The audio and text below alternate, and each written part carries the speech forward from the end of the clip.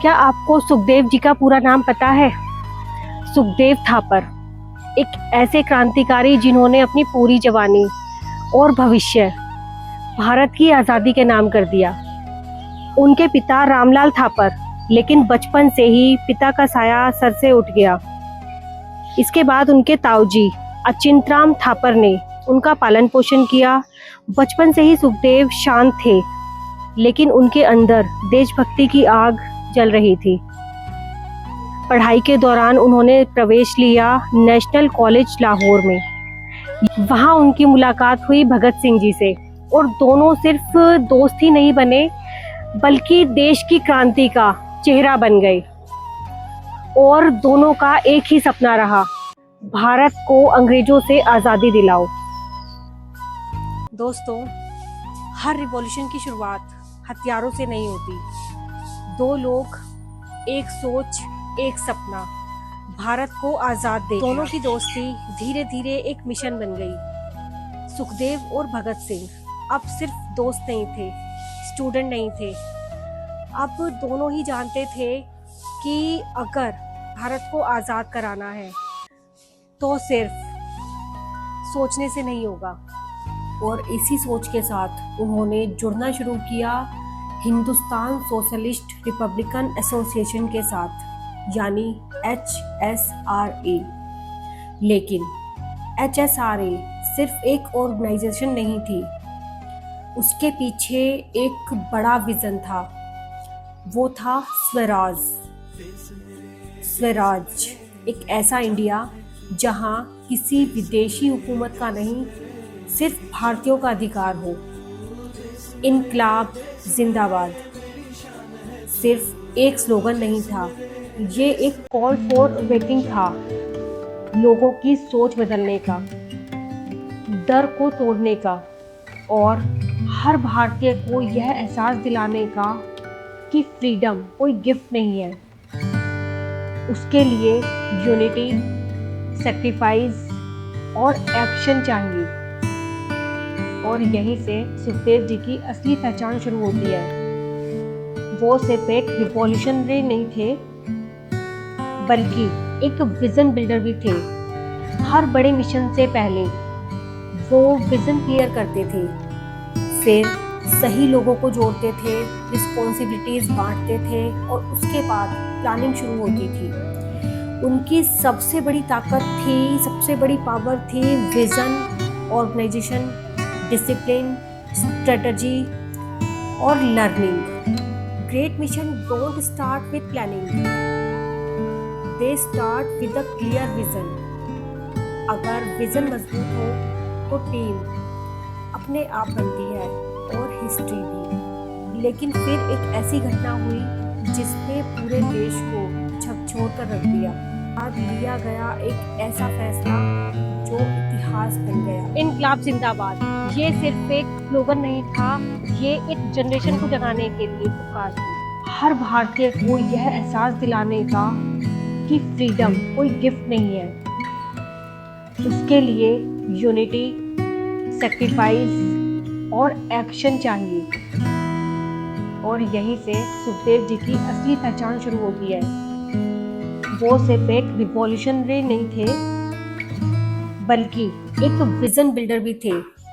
हर बड़े मिशन से पहले वो विजन क्लियर करते थे, फिर सही लोगों को जोड़ते थे, रिस्पॉन्सिबिलिटीज बांटते थे और उसके बाद प्लानिंग शुरू होती थी। उनकी सबसे बड़ी ताकत थी, सबसे बड़ी पावर थी विजन, ऑर्गेनाइजेशन, डिसिप्लिन, स्ट्रेटजी और learning. Great mission don't start with planning, they start with a clear vision. अगर विजन मजबूत हो तो टीम अपने आप बनती है और हिस्ट्री भी। HSRA अब एक ऑर्गेनाइजेशन नहीं रह गई थी, अब ये एक फैमिली बन चुकी थी, जहां 3 युवा एक साथ एक मिशन के साथ जुड़े। तीनों की पहचान अलग थी, लेकिन सपना एक था। Bhagat Singh, voice of revolution. Bhagat Singh जिनकी आवाज लाखों युवाओं की आवाज बन गई।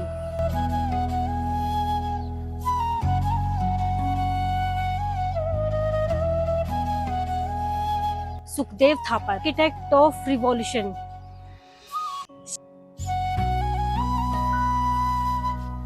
सुखदेव थापर, जिन्होंने हर मिशन से पहले एक योजना बनाई और एक टीम तैयार की, स्ट्रेटेजी पे काम किया।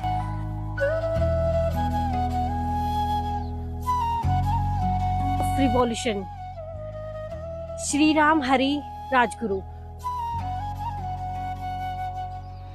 फियरलेस वॉरियर, तीनों की पहचान, अचूक निशाना और अपने साथियों के लिए हर दम तैयार रहना।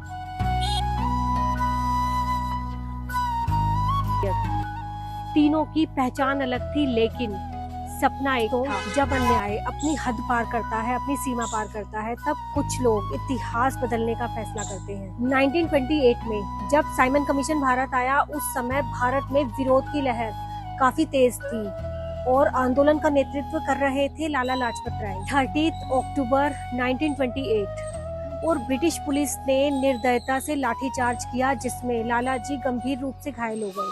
बाद लाला जी का देहांत हो गया। पूरा देश आक्रोश से भर गया और यहीं से HSRA में एक और मजबूत कड़ी इस मिशन से जुड़ गई।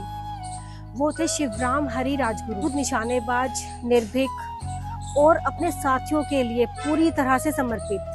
भगत सिंह, सुखदेव और राजगुरु तीनों सिर्फ दोस्त नहीं थे, ये तीनों एक आजाद भारत के लिए एक उद्देश्य, एक विजन, एक मिशन और साथी बन चुके थे। लक्ष्य पर्सनल रिवेंज नहीं था, बल्कि स्वराज था।